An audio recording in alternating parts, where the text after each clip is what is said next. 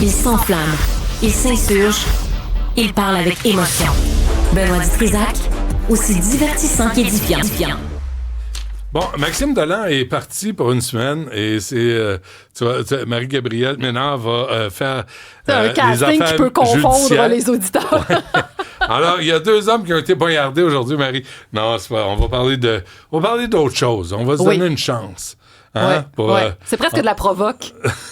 Pas... Une femme qui n'a peur de rien. Oui, vas-y. D'ailleurs, je t'ai jamais vu d'aussi proche, Benoît. Ça fait peur, hein? Oui, habituellement, je me fais des plaies de lit sur mon divan là-bas. Là. Il y a des gens.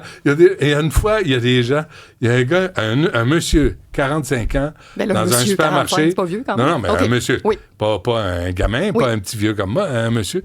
Puis là, il m'accroche, il me touche le bras, puis il dit, vous êtes plus beau en vrai qu'à la télé. Qu'est-ce qu'ils font aux frontières pour vous filmer aussi mal que ça? Tu sais que c'est toujours dans la catégorie complimarde, ce genre de réplique. Exactement. Ça se veut gentil, mais c'est comme enveloppé dans un papier qu'on ne sait pas quoi faire avec. Mais non, mais c'est correct. I don't care.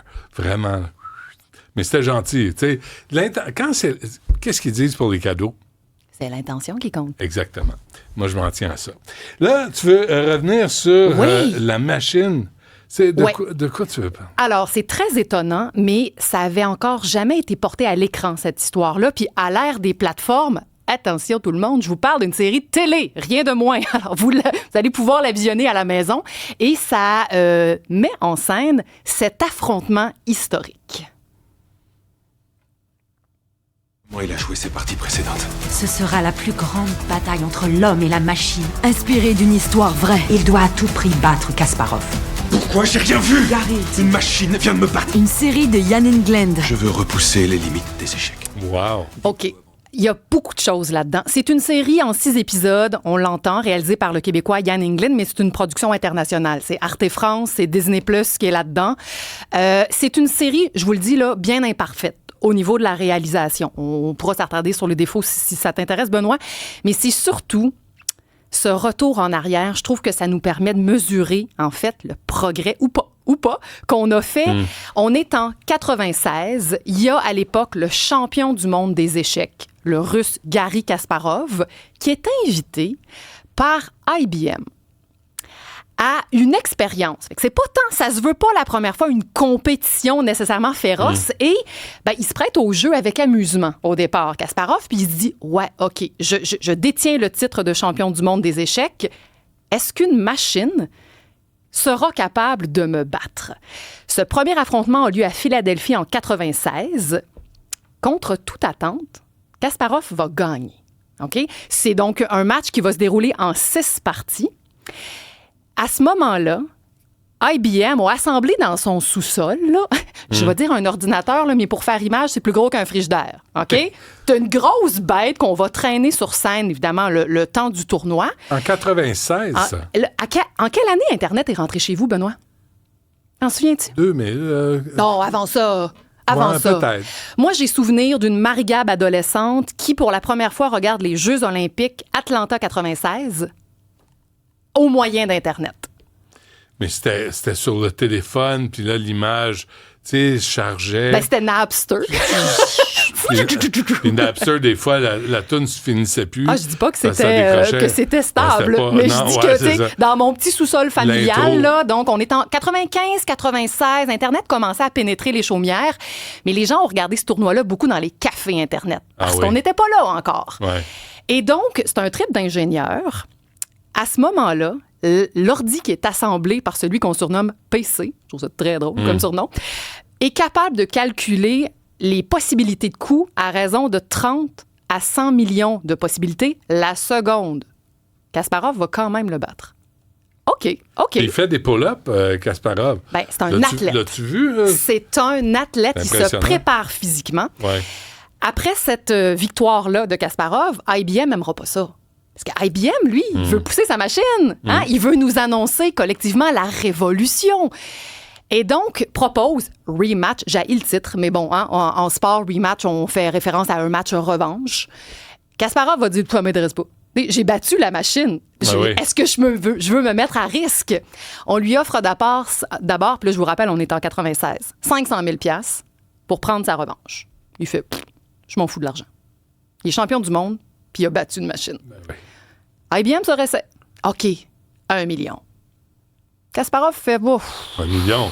96? OK. 1 million. Il va consentir. IBM se donne 1 an pour performer, pour perfectionner sa machine.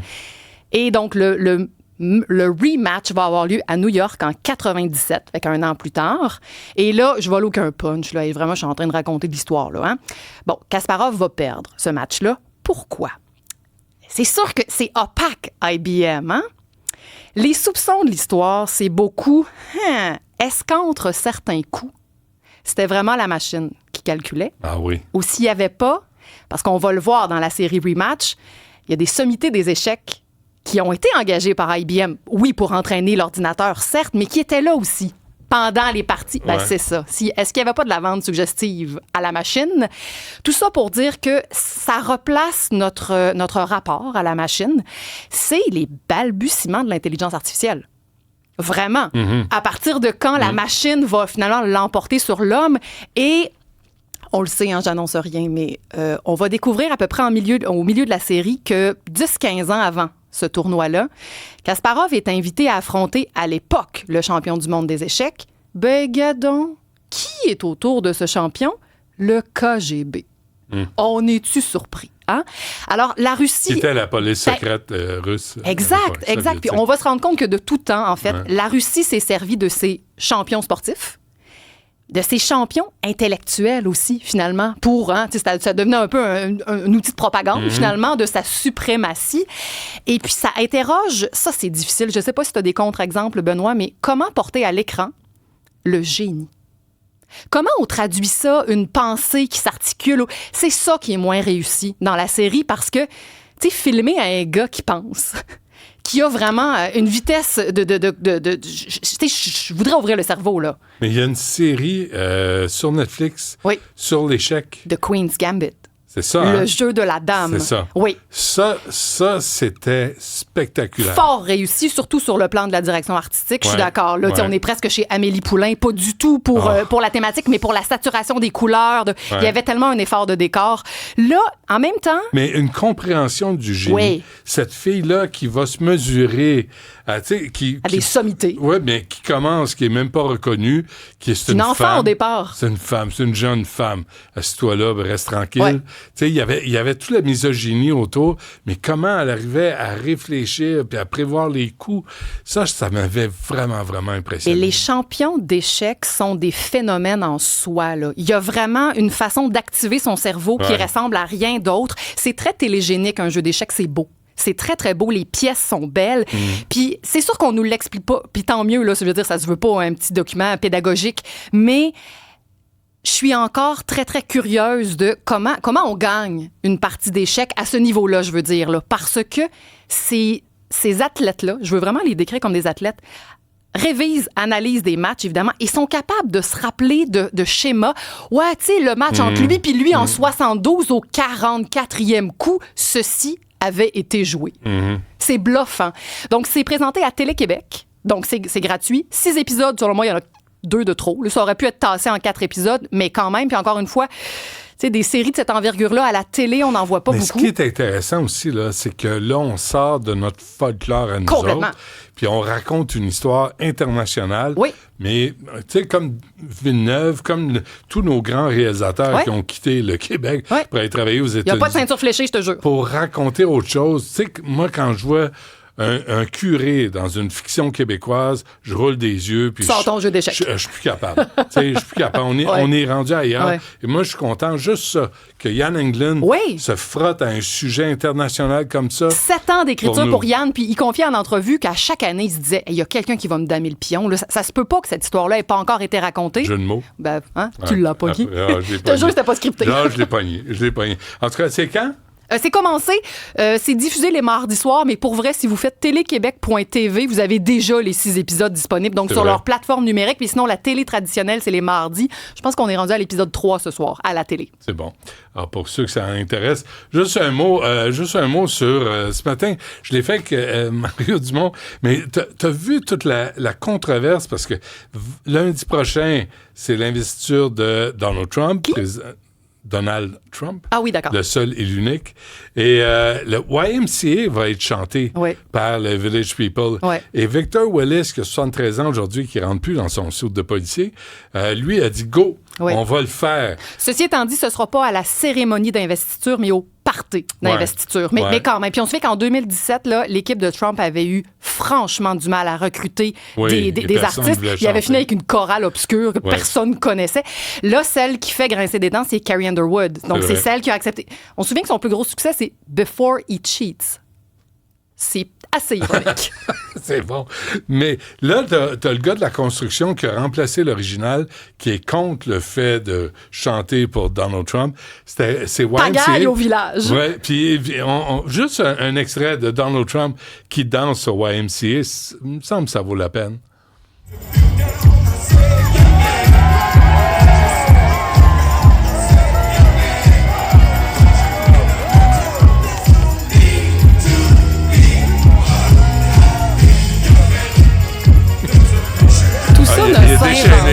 S'il y avait en campé un, dans quel costume on lui attribue?